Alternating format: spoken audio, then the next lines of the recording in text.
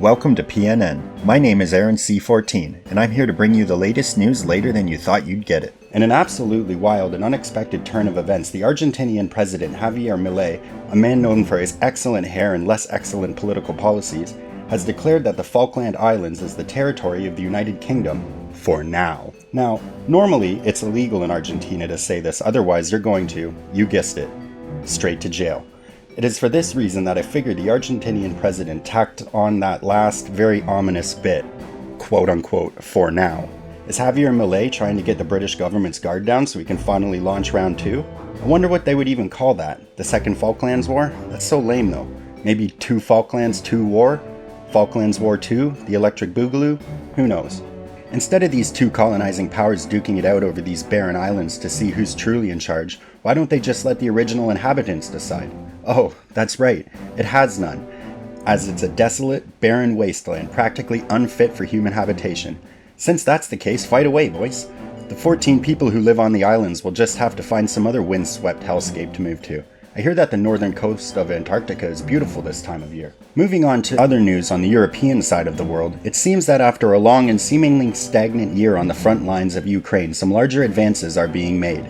Sadly, this time the advances are being made by the armed forces of Russia. After spending 10 years, yes, seriously, 10 years, trying to take the Ukrainian town of Avdiivka, it finally fell on February of this year.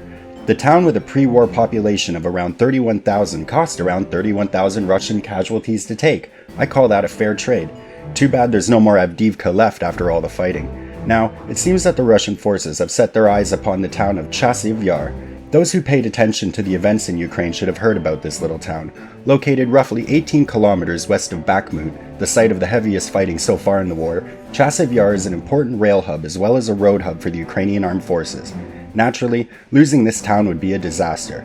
Now, you may be asking, what's so different about Chasiv Yar compared to the countless other Ukrainian cities that have fallen?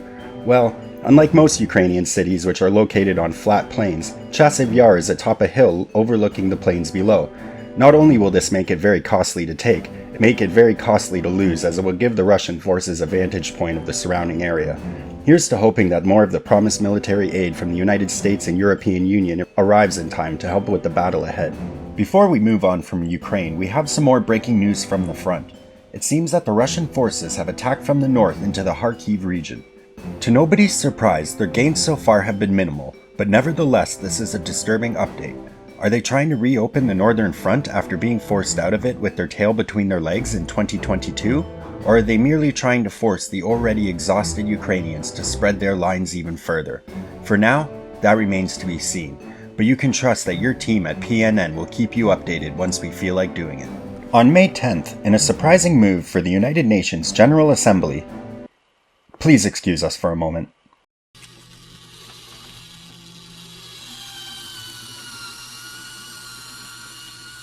In a surprising move for the UN General Assembly, the body voted to fully back a Palestinian bid for UN membership. In a vote that is described as the UN's most strongly worded letter in decades, the Israeli envoy responded before the actual vote was held by producing the UN Charter, which we have just shredded.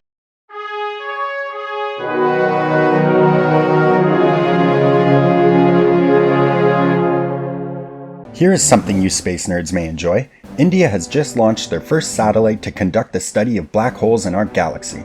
This is incredible news. In the worst case scenario, their satellite will merely be ripped apart atom by atom. Best case scenario is that they find a whole new world in which to direct call scams at. Or is that also a worst case scenario? Jeez. The news is real dark these days, huh? And it seems to get worse and worse and worse. So I say we lighten it up a little bit. What do you think? Let's move over to our friends in Belgium who have just passed a labor law approving employment contracts and a union for prostitutes. In this world first, these ladies of the night will not only be entitled to paid maternity leave, old age pensions, holidays, and unemployment and family benefits, their new union will also make it impossible to fire them. It's kinda crazy. I have less protections and safety nets at my own job than a prostitute in Belgium does. Huh.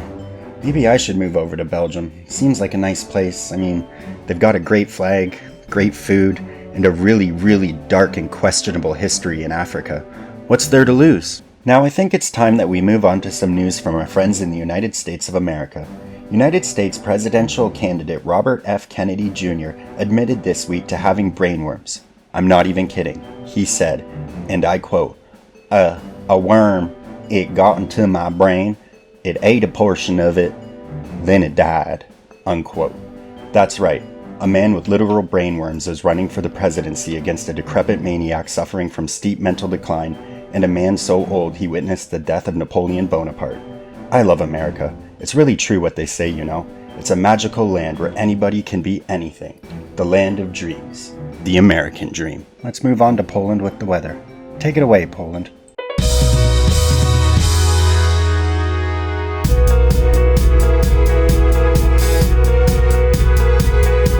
Polska am here to give inform for weather. This week, we look at Hooker. Polska was in Hooker on Monday, and Hooker was damp. Every other day, I was not in Hooker. This is when Hooker was dry, but am not the surety. I am talk to other people who are in Hooker other days, and they say it's dry and past prime. It makes sense. Almost 2,000 people are in Hooker. Polska does interview with local Oklahoma man, and he say before Dust Bowls, Hooker was named Call Girl. Dust Bowl is due the kill to Call Girl, and now we call Hooker. History's do America is neat. Back to studios. We have some more breaking news coming out of Asia. Flash floods have devastated the island of Sumatra in Indonesia this week.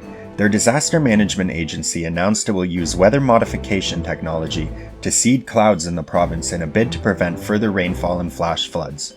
If you still thought your job couldn't be taken by Indonesians, well, looks like they already took God's.